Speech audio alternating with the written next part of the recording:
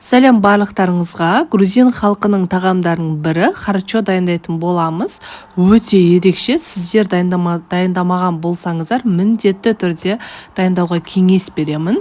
Өте дәмді болып шығады. Алдымен бізге сиырдың қабырғалары керек. Сиыр етінің қабырғалары. Дәл осылай бірнеше бөліктерге бөліп шығамыз. Қазанымызға бір ас қасық сары майды салып ертіп аламыз. Ерткеннен кейін қабырға және еттерін дәл осы бір келке етіп жайып аламыз да, екі бетін сарғайып шыққанша қуырып аламыз. Екі беті әдемі сарғайып шығады ғой.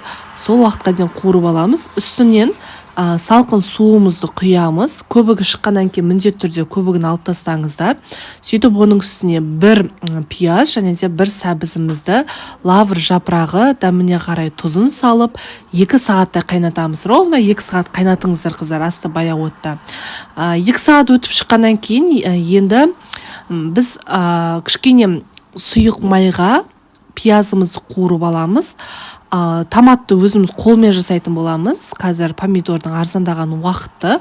Сол үшін осылай бұл жерде орех, яғни жаңғақты блендерден өткізіп алдым.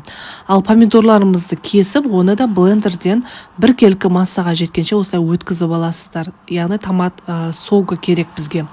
Пияз қуырып алғаннан кейін томатымызды бір ас қасық, магазинский томат бар ғой, соны қосып тағы да қуырамыз. Одан кейін қолдан жасалған томатный согымызды үстінен құямыз, тағы да 1-2 минуттай қуырып аламыз. Әр қайсын салғаннан кейін қыздар міндетті түрде 1-2 минуттай қуырамыз. Одан кейін хмели сунели деген міндетті түрде приправамызды қосамыз, және де блендерден өткізген орехымызды да салып жібереміз. Етіміз жұмсақ болып пісіп шықты, осылай сүзіп аласыздар. Арасында ешқандай сүйегі қалып кетпесін, жақсылап сүзіп аламыз. Одан кейін біздің зажарка дейміз ғой, қуырып алған массамызды сорпамыздың үстіне салып шығамыз. Жаңағы дәмдеуішті қыздар міндетті түрде қосыңыз. Одан да бөлек, егер харчо деп аталатын дәмдеуіш болса, оны да қосып жіберді ұмытпаңыздар. Осы тұста қыздар мен күрішті видеосы түсірген едім, өшіп кетіпті. Соны салуды ұмытпаңыздар. Күрішті салғаннан кейін 15-20 минуттай күрішіміз піскенше пісіріп аласыздар. Одан кейін етімізді турап саламыз. Оның үстіне кинза немесе петрушка, кинза мен петрушканы екеуін араластырып, турап сорпамыздың дайын болуына 5 минут қалғанда қосып жібереміз. Мінеки біздің сорпамыз дайын болды. Өте дәмді, ерекше болып шықты.